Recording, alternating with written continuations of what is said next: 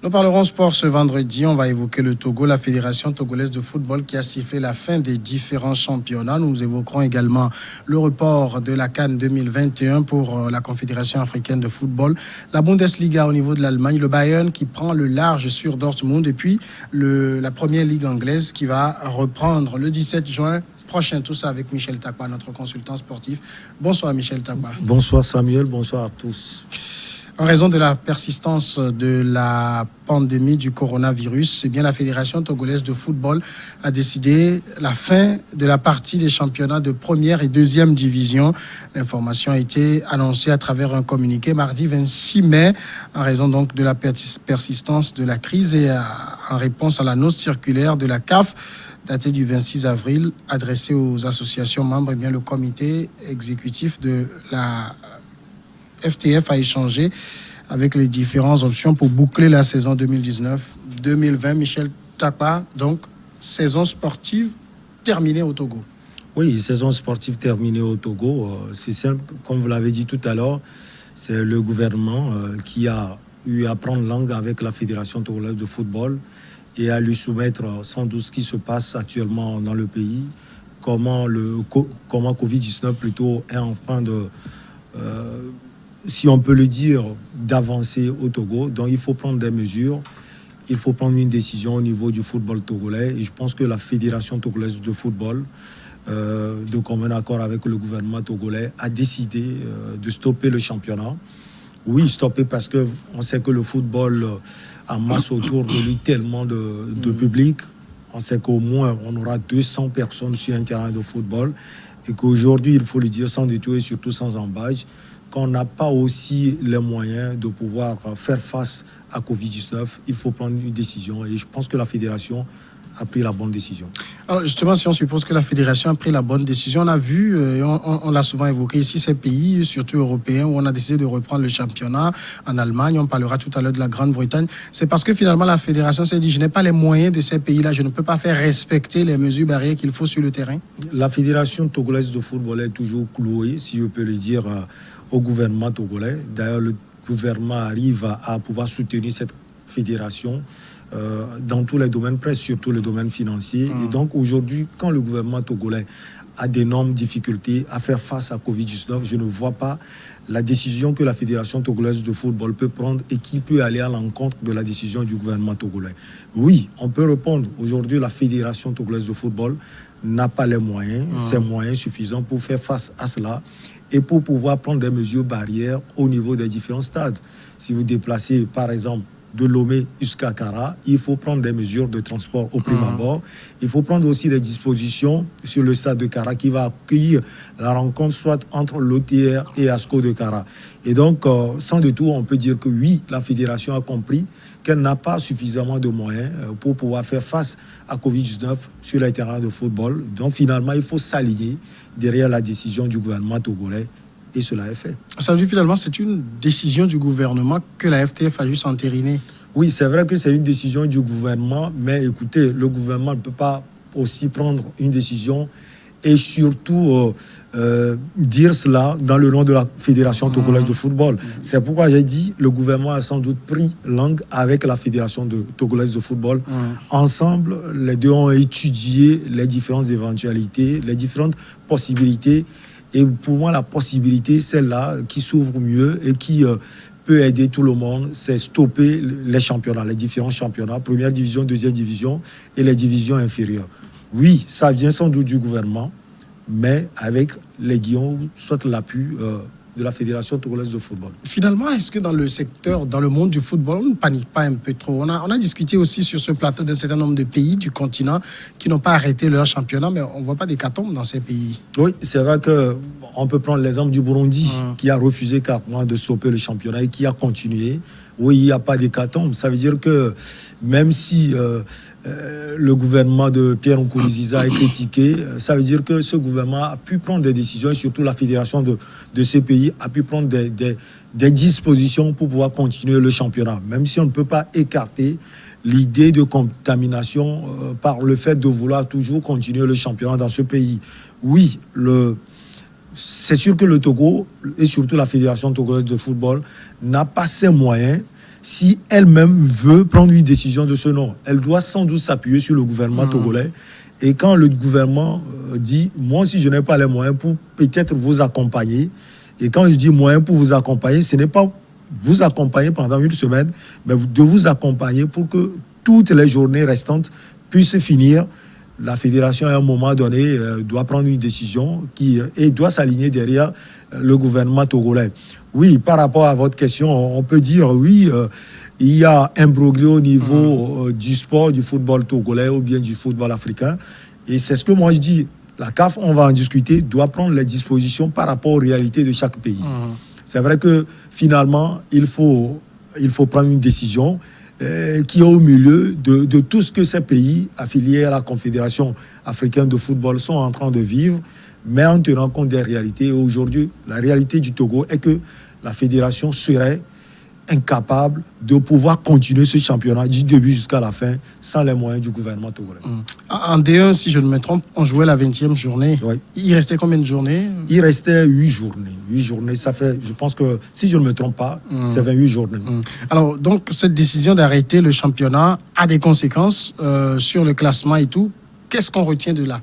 Oui, conséquences sans doute sur le classement. Et quand on parle de conséquences, il y a conséquences positives et conséquences négatives. Bon, c'est vrai que c'est Asco de Kara qui déjà est sacré champion. Derrière, il y a Unisport. Unisport qui a joué un match de moins que Asco de Kara. Donc, il y a possibilité pour Unisport peut-être de devenir champion, comme il y a possibilité pour les autres équipes qui sont placées derrière Unisport et qui sont derrière. Parce que les journées passent, mais ne se ressemblent pas au Togo. Quand vous voyez le classement et surtout le leader change chaque journée, donc il y a possibilité. En bas, on a aussi une équipe comme Maranatha de Fiokpo qui, selon les calculs, à 70% serait en deuxième division. Et donc Maranatha aussi est sauvé, comme d'autres équipes d'ailleurs. Il y a Unisport et Asco qui vont jouer sans doute l'Afrique l'année prochaine. Et donc, je pense que c'est Asco qui gagne le gros lot en étant champion et en ne pas arriver à terminer le championnat. Entre Asco et Unisport, est-ce qu'il y avait un grand écart? Il y a 3 points d'écart. Donc, il y a possibilité. Que Unisport aurait pu renverser s'il avait joué un match égal avec Asco, c'est-à-dire le même nombre de journées. Oui, il y a possibilité parce que tout à l'heure, je l'ai dit, quand on joue 20 journées, ça veut dire que Unisport a joué 19 journées. Et sans doute une équipe aussi dans le lot qui n'a pas joué parce qu'elle aura joué contre Unisport. Donc voilà, Unisport peut avoir 3 points là et se coller à Asco de Kara et ensemble jouer le titre. Donc Unisport aussi a sa chance. On a eu le temps de pouvoir parler avec le président de Unisport. C'est vrai qu'il était déçu parce qu'il trouve cette possibilité de son club à pouvoir être champion également. Mais c'est vrai que Covid-19 est en face. La réalité, c'est qu'il faut s'occuper de la santé et délaisser du moins pour le moment le côté sportif. Donc, ce qui est aujourd'hui important, c'est la santé. Et donc, tous les dirigeants ont finalement compris. Alors, on comprend. En D1, pas de relégation. En D2, on monte. Oui, en D2, on monte. Et l'Entente de Lomé, qui a 26 points plus 15 dans la zone sud, va monter également. Dans la zone nord, il y a l'Aspina qui va monter également. Sans doute, il y a Kotoko plutôt de Lavier, qui dans la zone sud aussi a 20 points. Et Kakal de Défalé, 20 points dans la zone nord. Belle opération pour Entente 2. Je pense, j'ai cru lire qu'il a quitté la Ligue 1, ça fait 19 ans. Ça fait 19 ans. Et vous savez, quand vous revisitez l'histoire du football togolais, les jaunes de l'Entente 2 ont tellement apporté à ce football. Donc, c'est l'histoire qui va sans doute commencer encore pour ce club légendaire. Ben oui, vous avez raison, 19 ans, sans vivre les délices de la première division togolaise, c'est très difficile. Et il faut surtout souligner que les années précédentes, Entente 2 a ardemment lutté pour la montée, malheureusement stoppée à chaque moment par un club. Donc cette année, pour l'Entente 2, c'est l'année de la montée et je pense que c'est une décision qui a été prise et une bonne décision d'ailleurs, la montée de l'Entente 2. Et c'est un sacré boulot que le coach Sénat, Fiaboué, a pu faire avec tout un collectif de jeunes joueurs. Et il suffit de suivre le championnat de deuxième division pour voir qu'il y a aussi de la matière au niveau de la première division, de la deuxième division. Une première division qui se jouera donc la saison prochaine à 16 équipes. À 16 équipes, puisque ça veut dire que 4 vont monter, donc à 16 équipes, puisque, comme on l'a déjà dit, la première division reste telle. Ouais. Donc il y a 4 formations, l'entente 2 et Kotoko de Lavier dans la zone sud, et dans la zone nord, l'AS Bina et Kakad de Defalou. 16 équipes, c'est facile à organiser un championnat à 16 équipes? C'est vrai que ça va être difficile. Mais je pense que dans les moments difficiles, la Fédération togolaise de football a pu organiser un championnat à 16 équipes. Ça va demander plus de moyens, ça il faut le dire, parce qu'on doit sans doute apporter de l'aide financière à toutes les équipes. Ça va demander plus de moyens logistiques aussi au niveau de ces équipes. Mais devant Covid-19, quand on prend des mesures aussi, il faut s'attendre sans doute à des conséquences. Et je pense que la fédération, composée aujourd'hui de personnalités capables de pouvoir réfléchir, et surtout des gens impétrants, peut quand même organiser un championnat à 16 équipes. Est-ce que la saison 2020-2021, on connaît une date de reprise?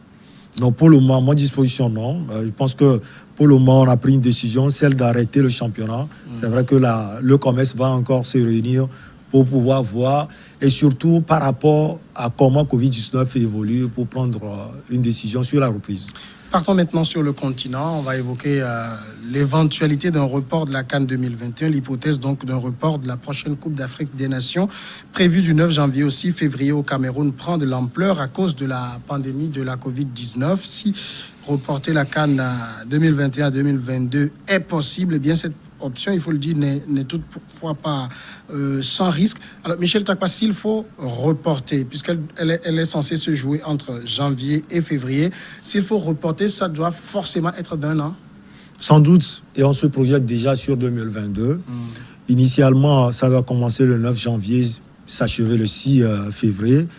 Et donc, sans doute, on se projette sur janvier 2022. Ça veut dire qu'on se donne un an pour pouvoir voir comment Covid-19 est, et surtout penser aux plaies qui ont tellement miné le football africain dans ces moments de pandémie de coronavirus. C'est vrai que c'est une décision difficile parce que, il faut le dire, le Cameroun finalement, si je peux le dire, est entre griffes maudits, parce que c'était en 2019 que le Cameroun devait organiser cette Coupe d'Afrique des Nations. Malheureusement, la CAN est allée à l'Égypte pour cause d'infrastructures et autres qui ne sont pas encore prêtes. Aujourd'hui, ce n'est pas cela. Même s'il faut reconnaître que pour cause de confinement, surtout des agents de la Confédération africaine de football, est-ce qu'il y a eu des visites d'inspection durant ces 2 voire 3 derniers mois? Je ne pense pas. Donc aujourd'hui, on ne peut pas dire sur toutes les lignes que le Cameroun est prêt pour pouvoir accueillir la Coupe d'Afrique des Nations 2021. Mais on a encore 9 mois, voire 8 mois devant nous pour que le Cameroun puisse être prêt pour l'organisation. Comme je l'ai dit, le Cameroun est finalement maudit. Cette fois-ci, ce n'est pas parce que la CAF décide que le Cameroun n'est pas forcément prêt pour organiser cela, mais il y a Covid-19 et donc il y a des reports. Il y a le report, sans doute un report, parce que la CAF s'était réunie jeudi passé. C'est vrai qu'on n'a pas parlé pour le mois de report, mais à 90%, on pense à un report. Il y a des gens qui sont sortis et qui apportent un soutien mordicus au report. Il y a aussi des gens qui disent on peut utiliser nos moyens, on peut s'adapter aux réalités de l'Afrique. Et ces réalités sont, quand on prend l'euro qui est reporté, c'est que l'euro, en 2020, devait se jouer sur 12 pays, dans 12 pays. Vous voyez, on voit aujourd'hui que l'Europe est touchée. L'Angleterre, avec plus de 37 000. Et la France, l'Italie, l'Espagne et autres. Quand vous prenez l'équivalent, le nom m'échappe, la coupe qui est organisée en Asie, il faut dire que le Brésil aujourd'hui est le 2e pays le plus touché au monde. L'Argentine n'est pas épargnée, la Colombie et autres. Et là aussi, l'Asie a pris les décisions par rapport aux réalités. Maintenant, l'Afrique. Il faut prendre des décisions par rapport aux réalités de l'Afrique. C'est vrai que l'Afrique n'est pas tellement touchée. On peut penser justement à l'avenir du football africain et se dire, si on ne continue pas à jouer les éliminatoires et vouloir jouer la CAN, il y aura encore plus de cas de coronavirus. Mais moi, ce qui est essentiel pour moi, si la CAF se réunit, pas que la CAF prenne encore des décisions par rapport aux réalités de l'Europe ou bien aux réalités de l'Asie.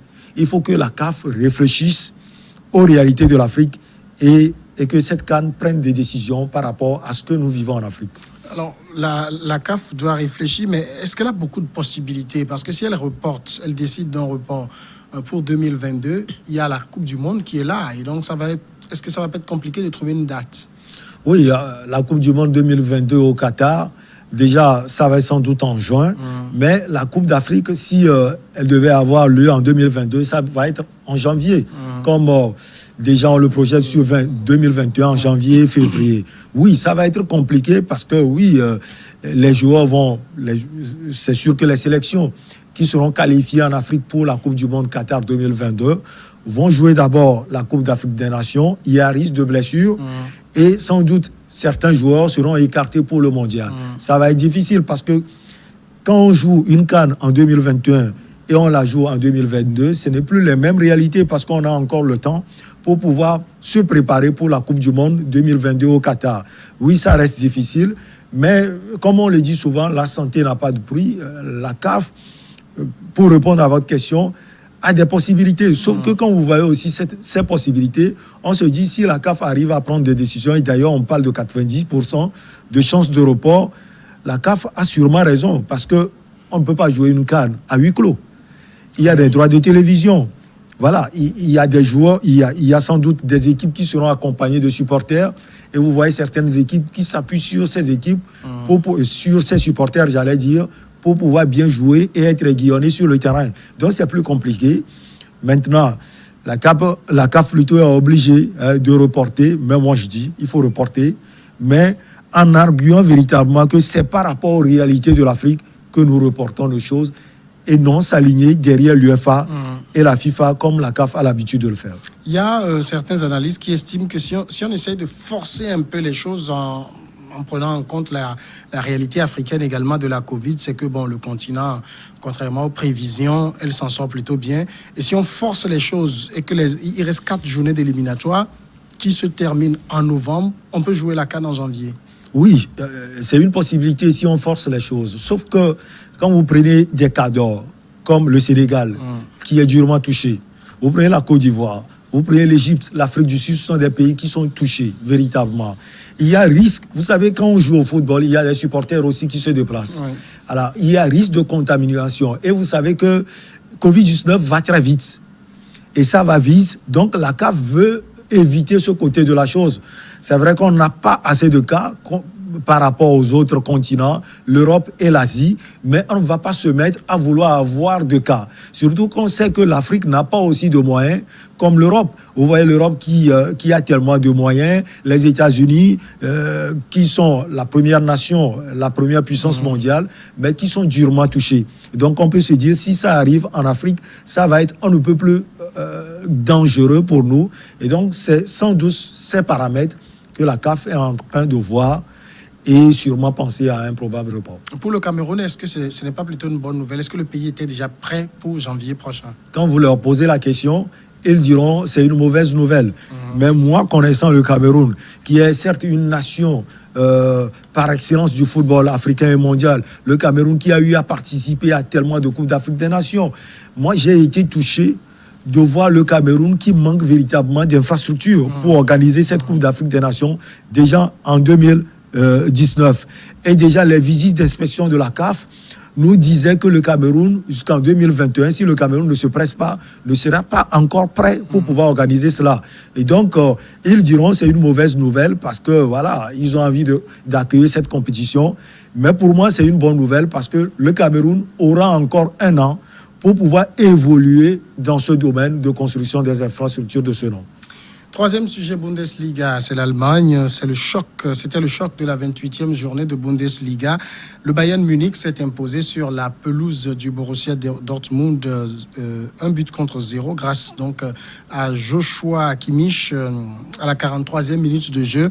Grâce à ce succès, le Bayern compte désormais 7 points d'avance sur leurs adversaires du jour et prennent une réelle option pour le titre du côté donc une réelle option pour le titre.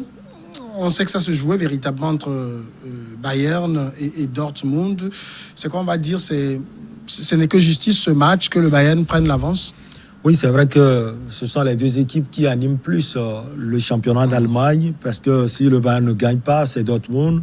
Il y a d'autres équipes qui, durant ces 2 dernières saisons, sont invitées aussi au mets quotidien du championnat allemand. Mais ce n'est pas une surprise de voir l'équipe de la Bavière aller dicter ses lois aux Iduna Park, le temple de Dortmund. C'est vrai que Dortmund aussi avait les éléments pour le faire. Mais on sait que c'est une équipe de Dortmund qui, dans son temple, a besoin forcément de ce public qualifié de meilleur public, il faut le dire, en Allemagne. C'est un public qui n'hésite pas à supporter même l'équipe dans les moments les plus difficiles. Donc, Dortmund a été sevré, comme d'ailleurs le Bayern Munich a été sevré de ce public. Ça a été difficile. Mais quand vous voyez le match, vous verrez que Dortmund n'a pas démérité. Au niveau de la possession, avec les chiffres, 50% pour le Bayern de Munich, 50% pour Dortmund. Au niveau des tirs, 11 pour Dortmund et 12 pour le Bayern de Munich. Au niveau des fautes, 9 pour Dortmund et 15 pour le Bayern. Ça veut dire que le Bayern a été bousculé. J'ai vu la rencontre par le jeune Haaland qui est devant et qui a gêné la défense de l'équipe de la Bavière. Et au niveau des corners, c'est Dortmund qui l'emporte 4-3. Donc le match a été serré, mais c'est sans doute l'expérience du Bayern de Munich qui, à un moment donné, par le truchement de Kimmich, qui a fait la différence pour le bonheur des Bavarois. Mais il faut dire qu'avec 7 points, le Bayern a pris une option pour le titre. Dortmund, est-ce qu'il a des chances de revenir?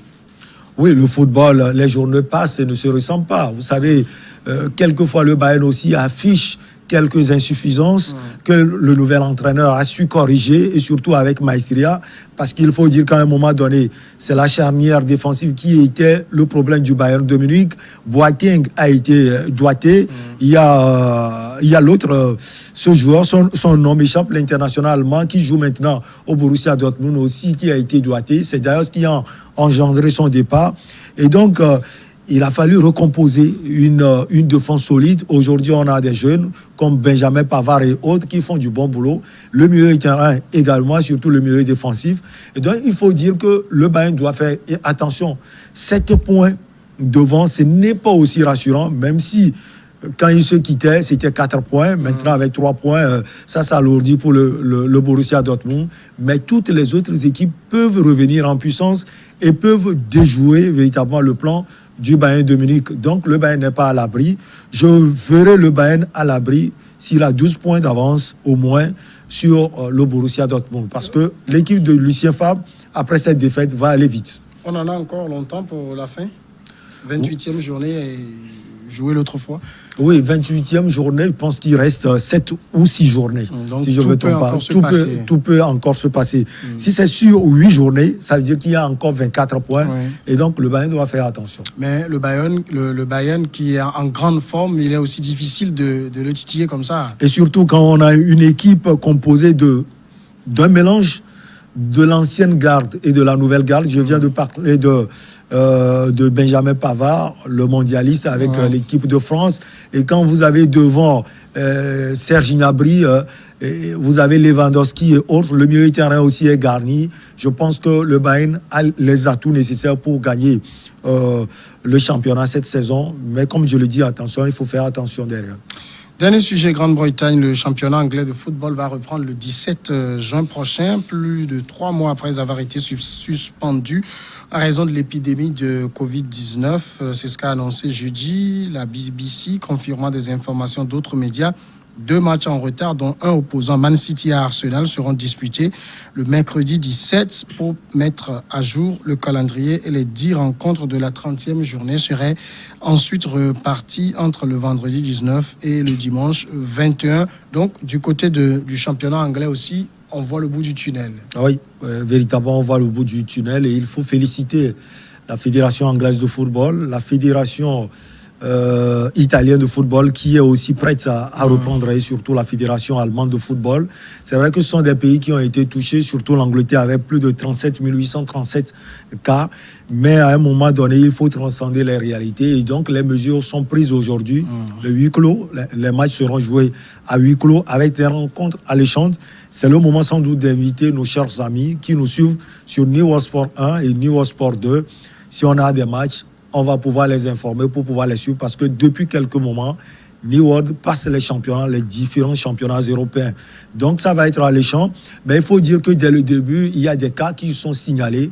Dans des équipes même, quand vous prenez Chelsea, Manchester City, Arsenal avec l'entraîneur même, Michael Arteta, qui ont été contrôlés positifs. Ça veut dire que ces cas sont réglés. Et déjà, la reprise va être une reprise contrôlée, comme on le fait d'ailleurs en Allemagne, où, comme je l'ai déjà dit, les matchs seront joués à huis clos. Et surtout, les staffs, les joueurs et autres seront contrôlés avant de fouler les terrains. Michel Tapa, merci. C'est moi qui vous remercie. On marque tout de suite la pause. Et après le journal, on passe à regard croisé.